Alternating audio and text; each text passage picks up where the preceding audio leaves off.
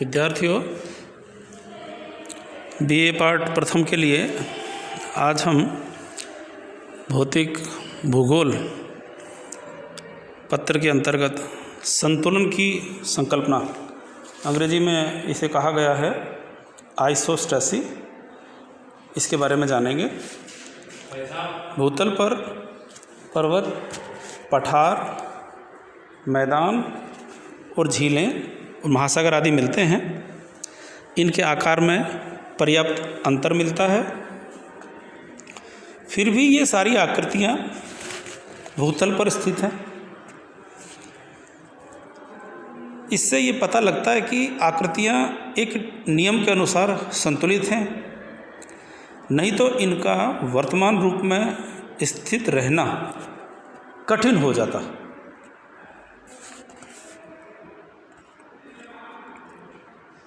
जब संतुलन में बदलाव आता है तो भयंकर भू हलचल और भू परिवर्तन होता है।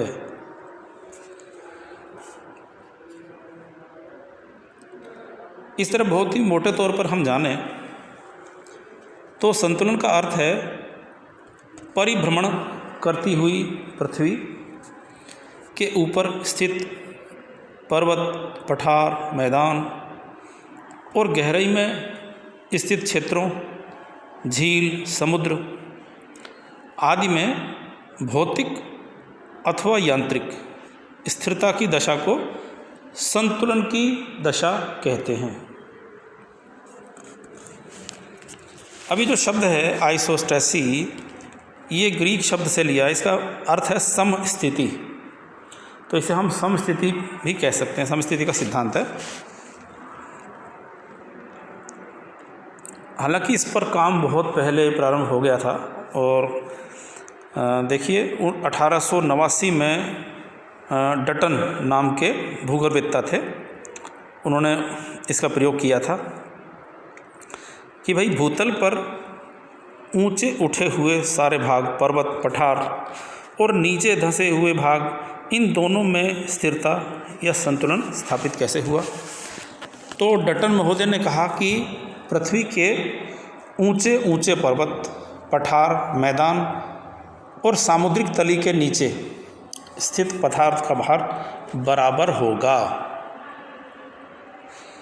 यानी ऊंचे उठे भागों का घनत्व कम होगा और नीचे धंसे भागों का घनत्व अधिक होगा, तभी सभी का भार एक रेखा के सहारे बराबर होगा। इस आधार तल को समदबाव तल, लेवल ऑफ यूनिफॉर्म प्रेशर कहते हैं, या इसे क्षतिपूर्ति तल भी कहते हैं, लेवल ऑफ कंपेंसेशन। सभी भागों का भार अथवा दबाव बराबर होना चाहिए, बराबर रहना चाहिए। जब किसी कारण से एक भाग का भार या दबाव बढ़ जाए, दूसरे का कम हो जाए, तो भू संतुलन समाप्त हो जाता है। इस संतुलन को फिर से स्थापित करने के लिए क्षतिपूर्ति करना होगा, यानी नदियों द्वारा सागर में और डेल्टाई भागों में निक्षेप करने से डेल्टाई भाग का भार बढ़ने लगता है और पहाड़ी भाग का भार कम होने लगता है।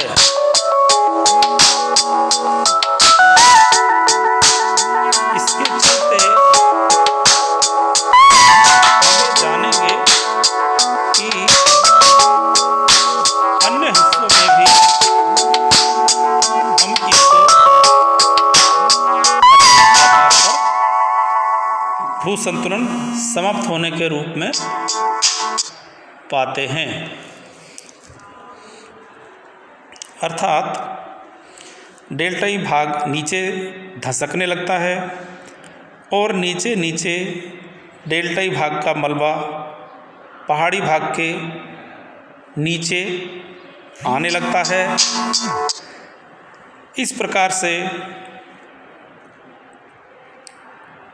देखा जा सकता है कि संतुलन बना रहे, इसके प्रयास होते रहते हैं। इसे संतुलन की दशा कहते हैं।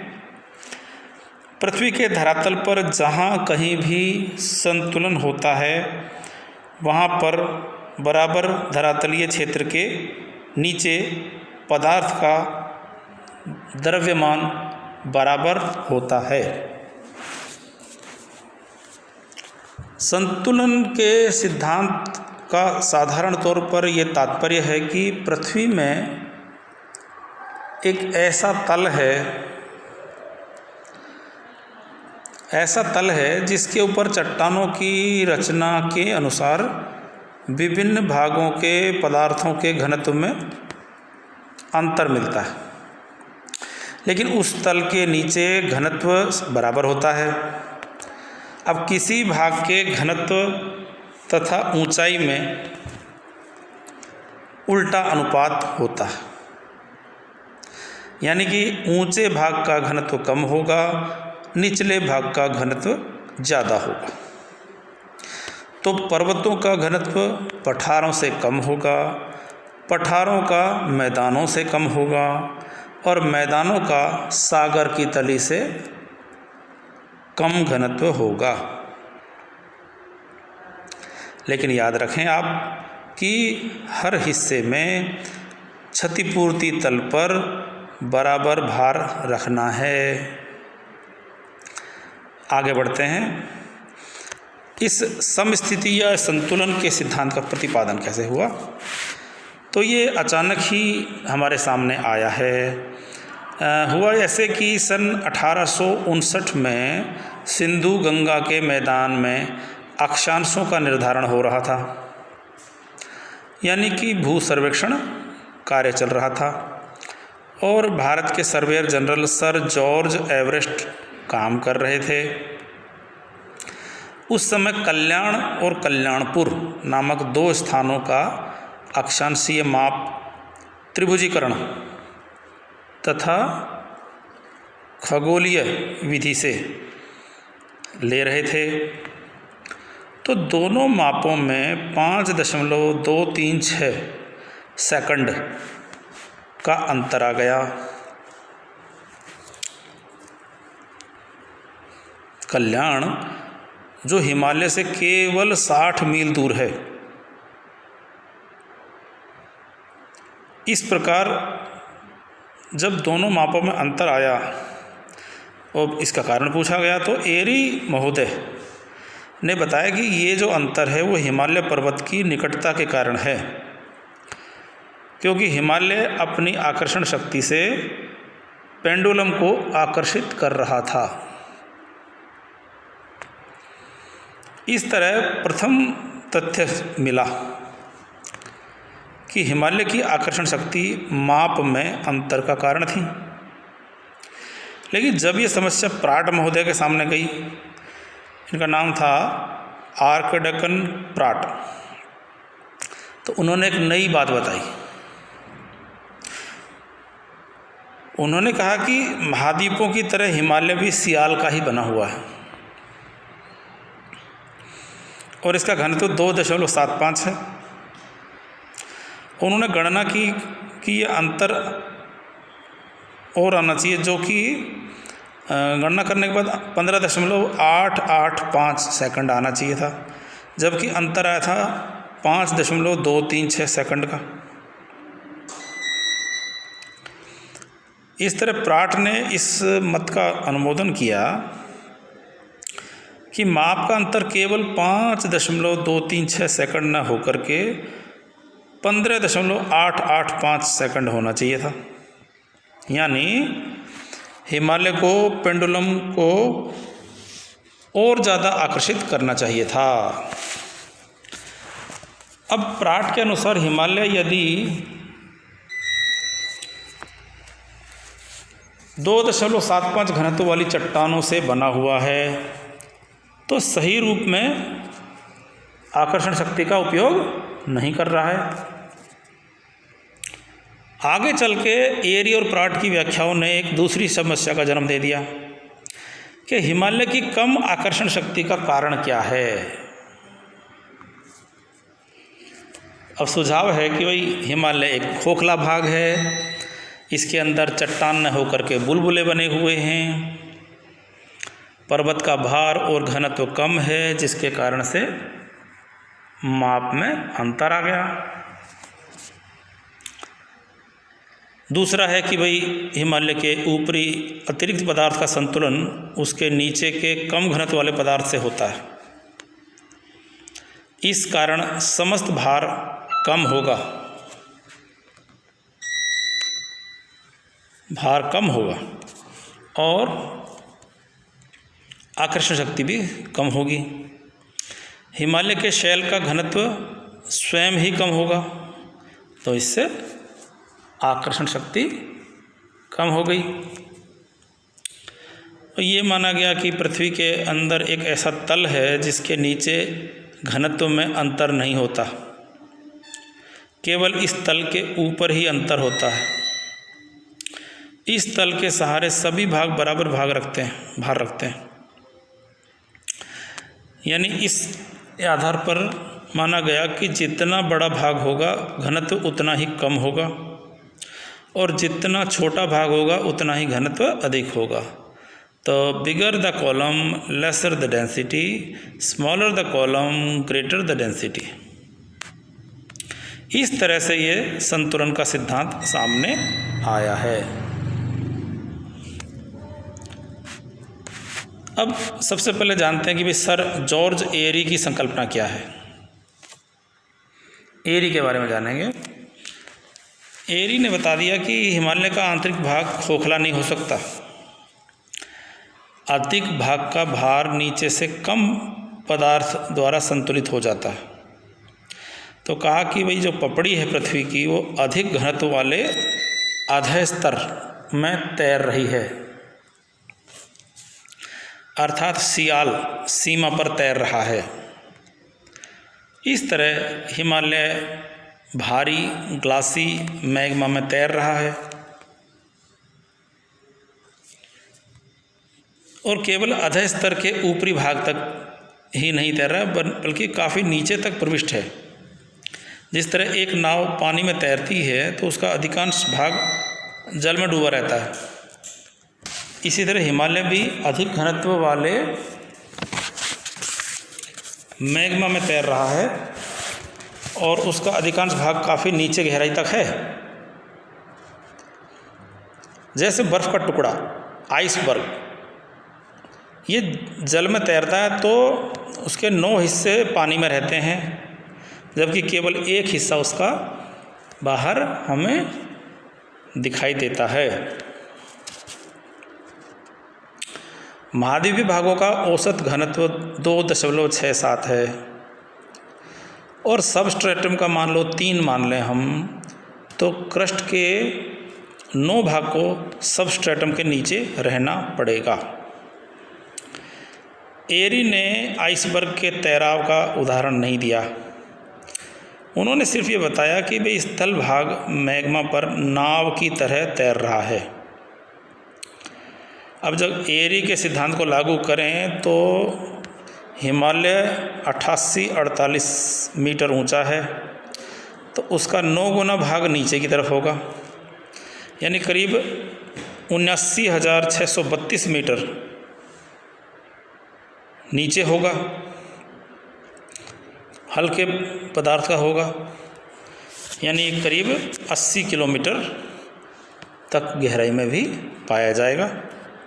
तो उन्होंने बताया कि हिमालय अपनी वास्तविक आकर्षण शक्ति का प्रयोग कर रहा है क्योंकि इसमें हल्के पदार्थ वाले हैं और लंबी इसकी जड़ है जो कि सबस्ट्रेटम में गई हुई है। हल्के पदार्थ वाली लंबी जड़ ऊपर के पदार्थ का संतुलन बना देती है और इस प्रकार से संतुलन बना रहता है। तो उन्होंने बताया मोटे तौर पर कि विभिन्न स्तंभों का घनत्व बराबर होता है और उनकी गहराई में परिवर्तन होता है।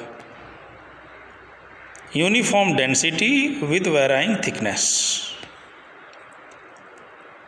Uniform density with varying thickness यानी महाद्वीपीय भाग एक ही प्रकार के घनत्व वाले शैलों के बने हुए हैं। गहराई में बहुत अंतर इसमें हमें मिलता है। एरिन ने लोहे के विभिन्न आकार के और लंबाई के टुकड़े लिए और उन्हें पारे से भरे बेसिन में डुबो दिया। ये टुकड़े अपने आकार के अनुसार भिन्न भिन्न गहराई तक डूबते चले गए। इस बात को लकड़ी के टुकड़ों को जल में डुबोकर भी दिखा सकते हैं। सारांश में एरी के मत को ऐसे बता सकते हैं हम कि ऊंचे उठे भाग काफ़ी गहराई तक अपनी लंबी जड़ से सबस्ट्रेटम के अधिक घनत्व वाले भाग को हटा देते हैं, जिस कारण से ऊंचे उठे भागों के नीचे काफ़ी गहराई तक हल्के पदार्थ का विस्तार मिलता है। ऐसा पर्वतों के बारे में होता है। इस प्रकार ये संतुलित होकर पृथ्वी पर स्थित हो जाते हैं। इसके उलट कम ऊंचे भाग, निचले भाग यानी कम गहराई तक ही स्थित होते हैं। ये कम मात्रा में ही बता पाते हैं, जबकि उसके नीचे सबस्ट्रेटम का अधिक घनत्व वाला भाग अधिक मात्रा में होता है। इस प्रकार ऊंचे उठे भाग और निचले भाग एक साथ संतुलित होकर खड़े रहते हैं। प्रत्येक भाग यानी कॉलम संतुलन तल या संतुलन रेखा पर बराबर ही भार रखते हैं।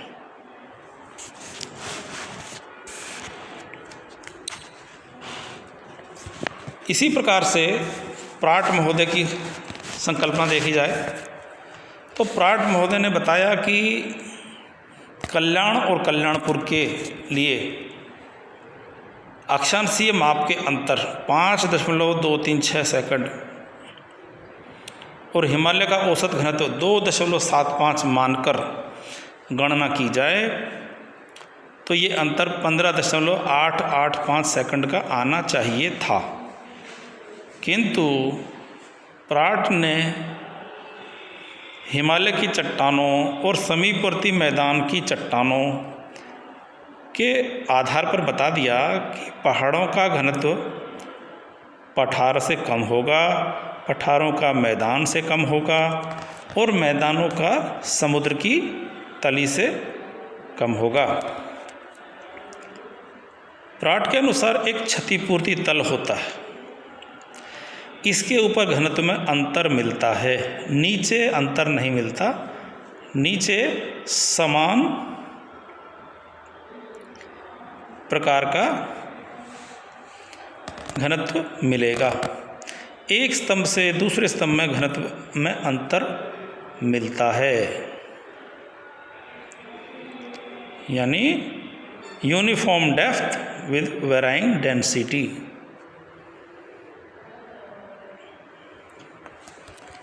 Uniform with varying density. Pratt के अनुसार पृथ्वी में एक सीमित क्षेत्र होता है जिसमें घनत्व में अंतर मिलता है। क्षतिपूर्ति रेखा के सहारे धरातल के बराबर क्षेत्र के नीचे बराबर द्रव्यमान होना चाहिए। इस तथ्य को एक उदाहरण द्वारा समझाया जा सकता है।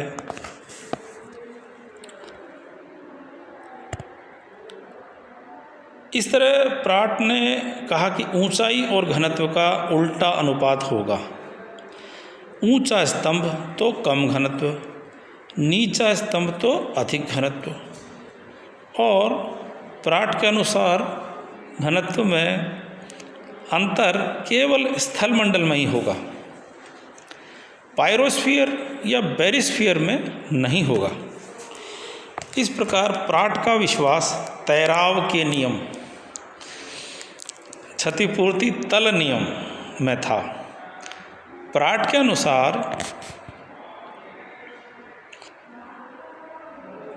पृथ्वी के विभिन्न उच्चावच इसलिए रुके हुए हैं कि उनके घनत्व में अंतर मिलता है, परंतु उनका भार संतुलन रेखा के सहारे बराबर होता है। बोवी ने भी इस बारे में बताया। बोवी के अनुसार एरी और प्राट के मतों में प्रमुख अंतर इस रूप में है कि एरी ने बताया कि विभिन्न स्तंभों का घनत्व बराबर होता है, लेकिन उनकी गहराई में अंतर होता है, जबकि प्राट ने बताया कि एक समान गहराई में घनत्व में अंतर होता है और दोनों ने ही समस्थिति को समझाने का प्रयास किया है। इस प्रकार से एक और ये अन्य विद्वानों ने भी इस बारे में अपने सिद्धांत दिए हैं, जैसे होम्स के द्वारा दिया गया सिद्धांत, और इनके अलावा भी जोली ने भी अपना सिद्धांत इस बारे में दिया है, वो भी बहुत महत्वपूर्ण है।